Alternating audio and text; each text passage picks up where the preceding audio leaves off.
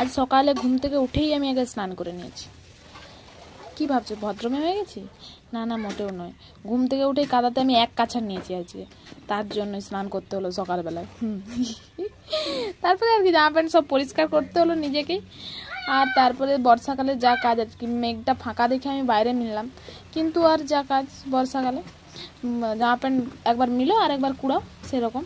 যেরকম আমিও ওই আমাকে যদি পাড়ার কাকিমার জেঠিমারা যদি কেউ বলে যে ওই কাজটা করনি, আমি সেটারও বেশি তেড়ামি করে হ্যাঁ করতে করতে করি। হ্যাঁ, সেরকমই মেঘটাও কারো কথা ভাবেনি শুনেনি, ও ওরকম হ্যাঁ করতে করতে চলে আসে। কি করা যাবে। আর আজকে সকালে উঠেই স্নান করার পরে আমি একটু বানিয়েছিলাম বেসন চিলা।